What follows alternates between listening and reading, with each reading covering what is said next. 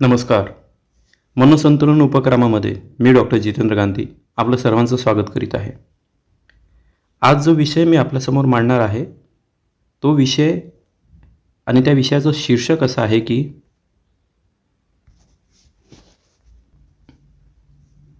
आपण सदैव आयुष्यभर ताणतणाव का अनुभवतो किंवा आपल्याला अपेक्षेपेक्षा जास्त टेन्शन का येतं किंवा साधारण आपल्या आयुष्यामध्ये ताणतणाव का आयुष्यभर टिकून राहतो. त्याचे खूप सारे फॅक्टर्स आहेत, परंतु आज आपण जो विषय निवडलेला आहे की असं काय असतं आपल्या आयुष्यामध्ये की आयुष्यभर आपण ताणतणावाचा सामना करत राहतो, नेहमी टेन्शनमध्ये राहतो, फ्रस्ट्रेशनमध्ये राहतो. याचं कारण काय? याचं मूळ कारण काय? याचं पहिलं मूळ कारण आहे की आपल्याला आयुष्यामध्ये काय मिळवायचं आहे याची कुठलीही सुस्पष्ट कल्पना आपल्याला नसतं. लहानपणापासून तर मोठे होईपर्यंत किंबहुना वृद्ध अवस्थेपर्यंत आपल्याला जग वेगवेगळ्या पद्धतीने आपण कसं आयुष्य जगावं याचे ठोकताळे आपल्यासमोर ठेवत राहतात आणि त्याच पद्धतीने आपण जगत राहावं. मग याचा असा अर्थ काय की जगामध्ये ज्या काही कॉन्सेप्ट्स आहेत, ज्या काही संज्ञा आहेत की यशस्वी व्यक्ती कुणाला म्हणायचं, अयशस्वी व्यक्ती कुणाला म्हणायचं, नातेसंबंधामध्ये ताणतणाव जर निर्माण झाला तर त्यावेळेस त्या कशा हाताळायच्या किंवा कशा हाताळायच्या नाहीत या संदर्भातले समाजाचे जे काही ठोकताळे असतात ते आपल्याला एका विशिष्ट पद्धतीने शिकवत असतात. आणि त्यांच्या वाटेवरून चालत असताना आपल्याला असं वाटतं की मी हे सर्व बंधनं, ही सर्व चौकट स्वीकारून सुद्धा स्वतःला का ताणतणाव अनुभवत आहे. हल्लीच्या परिस्थितीमध्ये जर तुम्ही बघितलं तर उच्च शिक्षितापासून अतिशय चांगले गलेलठ्ठ पगार असणारे व्यक्ती, चांगल्या हुद्द्यांवर असणारे यशस्वी व्यावसायिकसुद्धा आयुष्यभर स्वतःला ताणतणावामध्ये का अनुभवतात. तर त्यातले महत्त्वाचे जे काही निकष आहेत ते मी आपल्यासमोर ठेवतो. कदाचित हे तुम्हाला पुढच्या आयुष्यामध्ये मार्गदर्शक ठरतील. पहिल्या पद्धतीने की त्याला आपण म्हणूयात अट्टहास. अट्टहास याचाच अर्थ काय की जग आणि माझ्या आजूबाजूच्या व्यक्ती, माझ्या आजूबाजूच्या घटना हे सर्व माझ्या मनाच्या पद्धतीने चालायला हवेत. मला असं वाटतं की माझ्या आजूबाजूचं जग, माझ्या आजूबाजूची माणसं, माझ्या आयुष्यात घडणाऱ्या सर्व घटना ह्या माझ्याच पद्धतीने चालायला हव्यात. ज्या वेळेस असं होईल की आजूबाजूच्या व्यक्ती, घटना, परिस्थिती माझ्या विरोधात वागायला लागेल तेव्हा मला असं वाटेल की माझं त्यांच्यावरून कंट्रोल नाहीसं होत आहेत. आणि त्यामुळे पहिला आपला ताणतणाव, सदैव ताणतणाव असण्याचं कारण म्हणजे अट्टहास. हे जग माझ्याच पद्धतीने चालावं. याचाच अर्थ असा होईल की एखाद्या हवेला जर सांगितलं की एका विशिष्ट दिशेनेच तू वाहा तर हवेला ते कधीच मान्य होणार नाहीत. त्याचप्रमाणे आपल्या आयुष्याला एका ठराविक पद्धतीनेच तू चाल असं म्हटलं तर आयुष्य ते कधीही स्वीकारणार नाहीत. आयुष्याच्या स्वतःच्या काही ठोकताळे असतात, स्वतःचे काही नियम असतात. हे नैसर्गिक तत्वावर चालतं. त्यामुळे आपल्या आजूबाजूच्या घटना, परिस्थिती, व्यक्ती यांनी आपल्याशी कसं वागावं यावर नियंत्रण मिळवण्याची जी इच्छा असते, अट्टहास असतो, तोच मुळात आपल्या ताणतणावाला निमंत्रण देतो. त्यामुळे शक्य होत असल्यास आपल्या आजूबाजूच्या व्यक्ती, परिस्थिती, घटना यांच्यावर नियंत्रण मिळवण्यापेक्षा आपल्या स्वतःवर नियंत्रण मिळवणं शक्य आहे का याचा अभ्यास करायला हवा. दुसरी एक गोष्ट आहे की अहंकार. आपल्या नातेसंबंधामध्ये, विशेषतः आपल्या नातेसंबंधामध्ये जर एखादी व्यक्ती आपल्या पद्धतीने जीवन जगण्यास नकार देत असेल तर आपला अहंकार त्यावेळेस जागृत होतो. आपली मुलं आपल्या पाऊलवाटेवर चालायला तयार होत नसतील तर आपला अहंकार तयार होतो. एखादा व्यवसाय आपल्या पद्धतीने चालत नसेल तर त्यामध्ये अहंकार निर्माण होतो.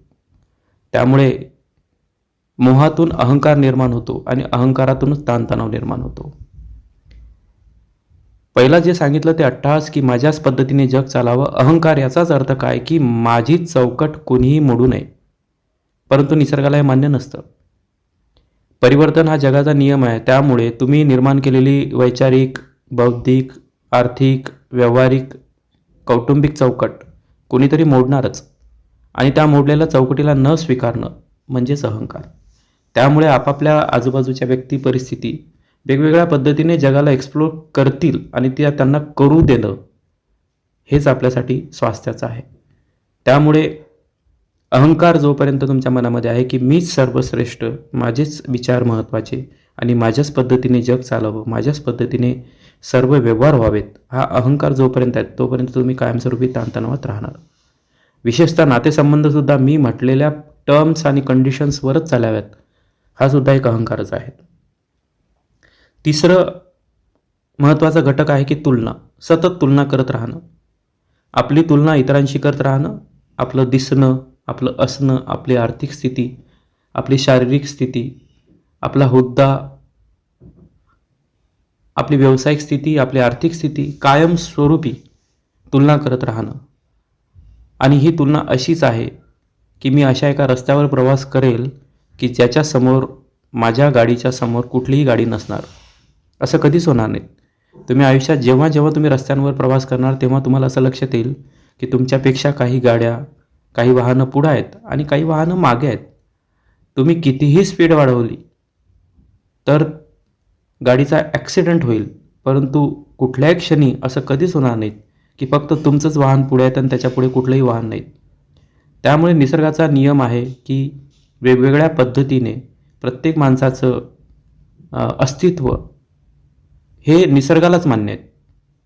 त्यामुळे सातत्याने आपल्या स्वतःची, आपल्या कुटुंबाची, आपल्या मुलांशी किंवा आपल्या जोडीदाराची तुलना करत राहणं की मला जोडीदार असा असायला हवा होता, मला मुलं अशी असायला हवी होती, माझी आर्थिक स्थिती ही असायला अशी हवी होती, माझ्या आईवडिलांनी हे निर्णय घ्यायला पाहिजे होते. अशा तुलनात्मक जीवनामध्ये नेहमीच ताणतणाव राहणार आहे. चौथा एक महत्त्वाचा घटक आहे की स्वतःचाच अभ्यास नाही आपल्याला. स्वअभ्यास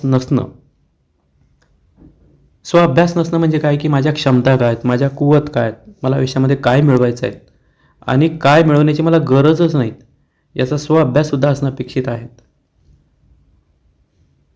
उदाहरणार्थ एखाद्या गोष्टीमध्ये जेवढं काही साध्य करायचं होतं ते सर्व साध्य झाल्यानंतर परत अजून त्या गोष्टीच्या मागे दिवस रात्र पळत राहणं, याचाच अर्थ त्या व्यक्तिमत्वाला स्वतःचा अभ्यास नाही आहे. नातेसंबंध हे जर अतिशय कुरूप परिस्थितीमध्ये झाले तर त्याला अजून कुरूप करत राहणं, याचा अर्थ त्याला स्वतःचा अभ्यासच नाही आहे. त्यामुळे माझ्या क्षमता काय आहेत, माझी कौशल्य काय आहेत, माझ्यामध्ये कमतरता काय आहेत, माझ्यामधल्या उणिवा काय आहेत, याची स्पष्ट जाणीव नसेल तर तुम्ही कायमस्वरूपी ताणतणावात राहणार. आपल्या उणिवासुद्धा अतिशय छान पद्धतीने स्वीकारता येणं हे सुद्धा स्वअभ्यासाचाच एक भाग आहे. आणि सर्वात महत्त्वाचा आणि शेवटचा मुद्दा की कायमस्वरूपी भूतकाळात किंवा भविष्यकाळात रमणं. वर्तमान हातामध्ये चोख असताना, त्याच्याकडे न बघताना भविष्यकाळातील घटनांच्या मागे जीव लावून पळणं किंवा भूतकाळाला मिठी मारून बसणं, ह्या सर्व प्रसंगामधून फक्त ताण आणि ताणतणावच निर्माण होणार आहेत. त्यामुळे अशा काही घटना तुमच्या आयुष्यामध्ये जर घटत असतील तर त्यातून लवकर बाहेर पडणं हेच शहाणपणाचं लक्षण ठरेल. त्यामुळे ह्या क्लिपला ऐकल्यानंतर आपलं मनोगत आणि आपलं मत नक्की व्यक्त करा आणि ह्या गोष्टी फॉलो केल्यानंतर याच्यातून जर बाहेर पडले तर निश्चितच तुमच्या ताणतणावाला त्याच्यातून बाहेर पडण्याचे रस्ते मिळतील, अशा शुभेच्छा मी तुम्हाला देतो. Thank you so much one and all.